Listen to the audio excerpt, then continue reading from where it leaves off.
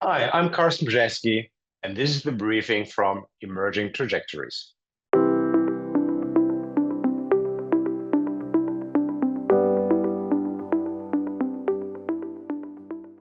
For people who don't know you, how do you describe what you do? Well, I am the chief economist for ING Germany and the global head of macro research for all of ING. How do I describe what I'm doing on a daily basis? I always compare it to, the weatherman from television. So I'm pretty good in explaining why it rained yesterday or why the sun was shining yesterday, and I can come up with all kind of good stories surrounding it. But I'm also paid for actually predicting whether the sun is going to shine tomorrow or whether it's going to rain tomorrow. And why is this important for a financial institution like ING? It is important because we can give these messages to our customers, to our clients, or to be prepared for what's coming in the global economy, for what's coming in global financial markets. But it's also important for ING itself, for decision making within the bank, for our asset and liability committees, for our investment products, for our strategy. What's one number, chart, or signal you've been watching lately that's keeping you up at night or making you optimistic? 15. Because 15 is the tariff rate that the US is currently charging the EU on everything that comes from the EU to the US. And it shows you that actually, I think since the start of the year, a big part of my job has been commenting on what's going on in the field of trade. What's going on in the White House and with US President Donald Trump?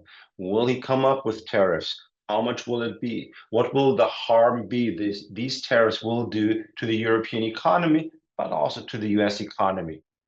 You monitor shifting macroeconomic risks. What bigger story do these shifts actually tell you about where Europe and the global economy might be heading? With inauguration of US President Donald Trump, and at the latest with the Liberation Day in early April, when Donald Trump announced all these tariffs. I think the question was, is this now really a structural, substantial shift to the global economy and to Europe? Or is it just something that will go over after a while? I tend to draw two pictures here. Interpretation one is that this situation is a little bit like COVID.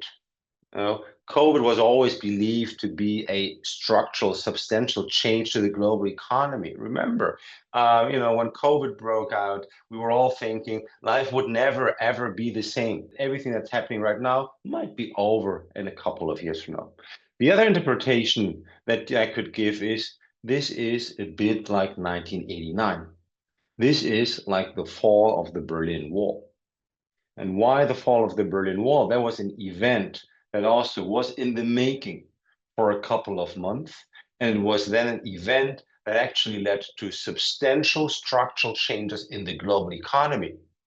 And now back to what we're currently witnessing. Is this now more like COVID or the fall of the Berlin Wall? To me, this is the fall of the Berlin Wall.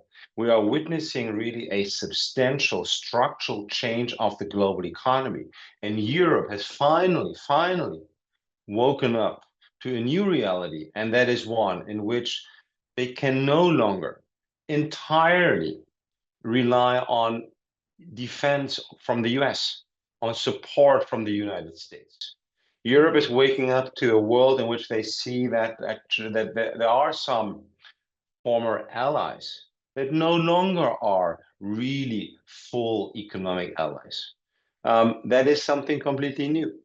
And for an economist, especially for one who is actually following financial markets on a daily basis, it is hard to say every day, yes, this is due to the structural changes.